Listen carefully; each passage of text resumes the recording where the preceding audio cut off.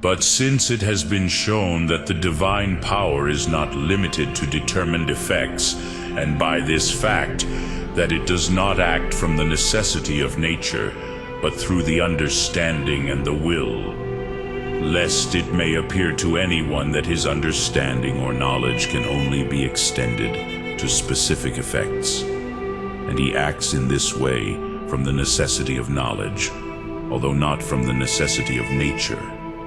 It remains to show that his knowledge or understanding is constrained by no limits of effects.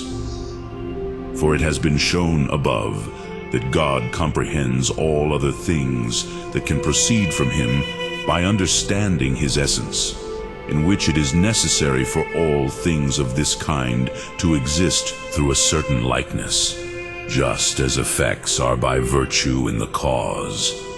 If, therefore, the divine power is not confined to determined effects, as has been shown above, it is necessary to make a similar statement about its understanding. Still, we have shown above the infinity of the divine essence, but the infinite cannot be equaled by any addition made to the finite.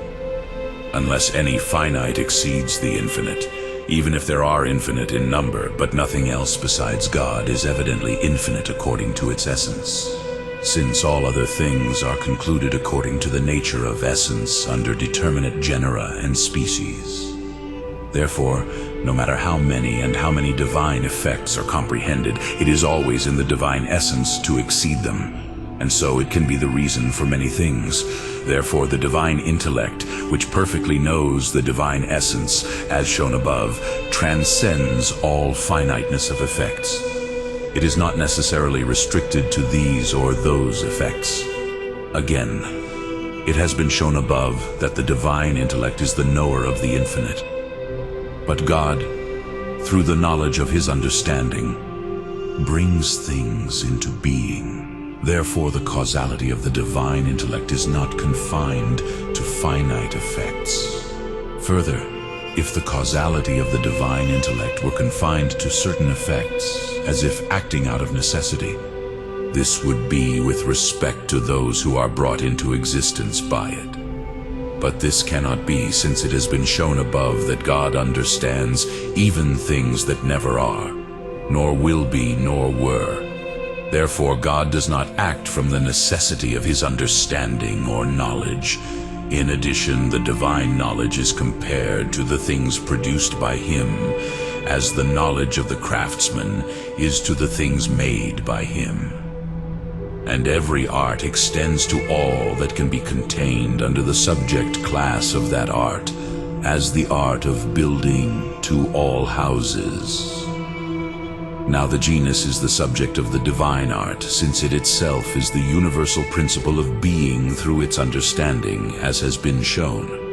Therefore, the divine intellect extends its causality to all things, to which the reason of being does not contradict.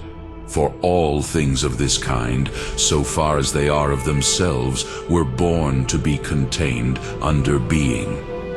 Therefore, the divine understanding is not confined to certain specific effects. This is why it is said in the Psalm, "The Lord is great, and his power is great, and his wisdom is not numbered."